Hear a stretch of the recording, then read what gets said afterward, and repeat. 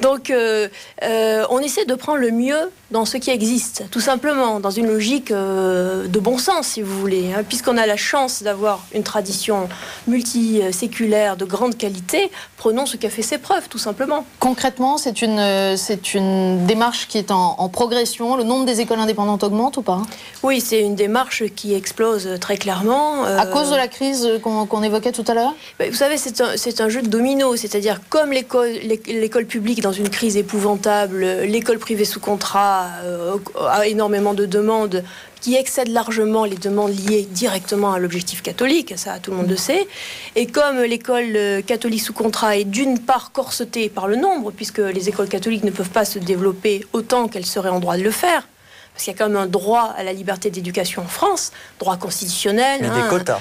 Mais ce droit-là n'est pas respecté.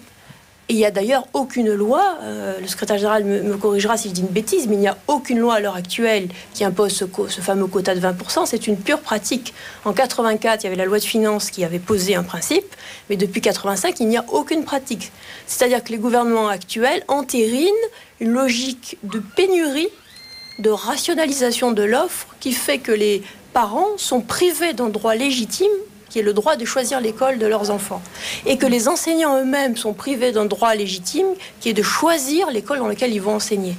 On gère les enseignants comme finalement des espèces d'agents exécutifs qui doivent obéir aux ordres de la rue de Grenelle, comme on dit, c'est-à-dire l'éducation nationale, comme si c'était des petits agents exécutifs. Alors que les enseignants, d'ailleurs ce terme d'enseignant est horrible, je ne devrais pas l'utiliser, les professeurs, les maîtres d'école sont là pour, en hommes libres, debout, disons, héritiers d'une grande tradition, faire leur métier en toute responsabilité. Et la force des écoles indépendantes, c'est justement d'être fondée sur ces professeurs. Et ces professeurs ne peuvent se défausser sur personne. C'est-à-dire que s'il y a quelque chose qui ne va pas, c'est eux les responsables. Ils ne peuvent pas se retourner et dire « Ah, c'est l'académie, c'est le rectorat, c'est le diocèse, c'est je ne sais qui ». Alors, ça pose d'autres questions auxquelles on reviendra tout à l'heure, mais vous évoquiez à l'instant les raisons pour lesquelles les parents choisissent l'enseignement catholique.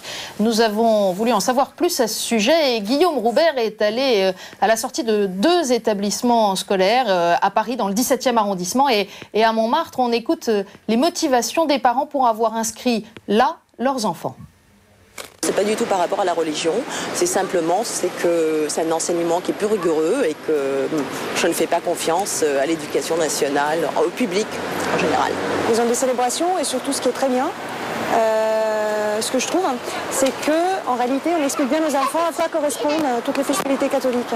Dans ma famille c'était pas une habitude, on allait à l'école publique et c'est un hasard mais qui s'est révélé une bonne chose. Je suis très contente, il y a une grande écoute. Envers les enfants et puis on leur apprend également le respect, je crois, des autres. Il y a d'autres enfants d'autres horizons et c'est ouvert, il y a des musulmans aussi, donc il n'y a aucune obligation mais il y a quand même un moment d'éveil à la religion. Parce que je trouve que le suivi est meilleur, que la prise en charge se fait de façon totalement transparente, que les professeurs sont très disponibles et que voilà, j'ai moi-même été dans le privé quand j'étais petite, j'en garde un très bon souvenir. C'est important également qu'ils reçoivent un certain principe d'éducation et qu'on leur transmette des valeurs qui sont bien entendu les valeurs chrétiennes, mais au-delà des valeurs qu'il est important de conserver, des valeurs morales. Une plus grande disponibilité des enseignants et puis des valeurs importantes de partage et de respect de l'autre qui, je pense, sont davantage mises en avant dans une école catholique que dans une école publique. Pour être cohérente avec ce que je leur raconte à la maison. Et voilà, et pour avoir un relais. Parce que chez nous, c'est pas forcément toujours très clair. Parce que je suis catholique. Et que donc j'ai envie qu'ils reçoivent la même éducation religieuse que moi. On considère qu'une éducation strictement scolaire était insuffisante et qu'on voulait qu'elle soit complétée par des valeurs morales, par une culture religieuse qui était la nôtre. Alors on voit bien là la diversité des motivations des parents. Pendant ce reportage, j'interrogeais Madame d'Introsgas et Monsieur de la Barre sur le pourcentage de parents, pour autant qu'on le sache, qui choisissent l'enseignement catholique parce qu'il est catholique. C'est 12 à 15%. Monseigneur Aumonier, comment vous considérez ce chiffre? Qu'est-ce que ça vous fait? Vous savez, les sondages, je n'ai jamais beaucoup cru aux sondages. Simplement, ce que je crois, c'est que les personnes qui inscrivent leur enfant et qui demandent que l'enfant soit dans une école catholique, ils l'ont d'ailleurs tous dit, pratiquement tous, dans l'interview que vous avez fait, alors, les uns vont dire parce que c'est catholique, les autres vont dire parce qu'il y a le catéchisme, les autres vont dire parce que c'est sérieux, mais enfin, en gros, ils disent tous, c'est parce qu'il y a un climat éducatif dont ils reconnaissent la valeur. Bon. Il dit justement le mot valeur, parce qu'il y a des valeurs, on leur enseigne des valeurs, mais des valeurs, c'est pas la foi. Comme vous y allez, La foi, c'est pas quelque chose c'est pas abstrait, ça s'incarne dans des choses qu'on croit, des choses qu'on estime bonnes, d'autres qu'on estime mauvaises. Et donc, peut-être que le mot valeur est trop vague et qu'il faut le préciser, même certainement. Il ne suffit pas de dire des valeurs chrétiennes, il faut voir ce que ça veut dire. Ça veut dire le respect de la personne, ça veut dire le plus petit, le dernier de classe, on y fait plus attention et aussi attention qu'au premier. Ça veut dire qu'on n'accorde pas la première importance aux purs résultats scolaires, bien qu'on y fasse attention quand même. C'est la personne qui compte, c'est tout ça qui... Et puis, c'est la charité fraternelle, enfin, l'estime mutuelle et l'entente des profs les uns avec les autres. Tout ça fait un climat éducatif. Or ça, les personnes qui inscrivent dans ces établissements le savent, le reconnaissent. Alors, ils n'ont pas l'exprimer de façon aussi savante que certains. Mais c'est ça qu'ils disent. Et pour autant, ce sont des gens qui, les uns ont la foi, les autres ne l'ont pas, les uns sont catholiques, les autres ne sont pas catholiques, et tant mieux, parce que l'école catholique, je crois, c'est sa grande chance, vit dans ce monde, dans cette société, et évidemment, il serait tout à fait bizarre qu'elle échappe aux questions nombreuses qui ont été posées, au moins certaines d'entre elles qui ont été posées tout à l'heure, en disant, il y a des secousses et il y a des défis devant lesquels nous nous trouvons.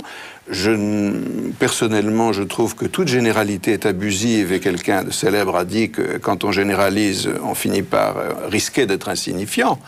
Ce que je veux dire, c'est que il y a effectivement des problèmes qui sont des défis posés à tout le monde. Et je pense que l'enseignement catholique, étant en pleine patte dans la société, peut dire des choses à l'ensemble de la société. Et nous n'avons de leçons à donner à personne, mais en même temps, si on a découvert quelques petites choses, même des choses très importantes, c'est bien de les dire. D'où l'importance d'un dialogue comme celui que nous avons, dont j'espère qu'il ne sera pas entendu comme une pure et simple critique de l'enseignement en disant c'est la crise, il n'y a plus rien, c'est zéro barométrique. Enfin, là, je pense qu'il faut nommer les problèmes, mais en même temps les situer. Je pense que le choix d'une école catholique conditionné par le désir d'enseigner, de transmettre la foi, c'est évident. Maintenant, tout ce que vous dites, question de valeur, de goût du travail, de respect de l'autre, etc., une école laïque peut aussi le donner. Oui, dans la mesure où on lui rend la possibilité, au maître d'école, à l'instituteur d'enseigner, de transmettre des savoirs, dans la mesure où on lui donne des programmes consistants, revus à la hausse, dans la mesure où on donne des horaires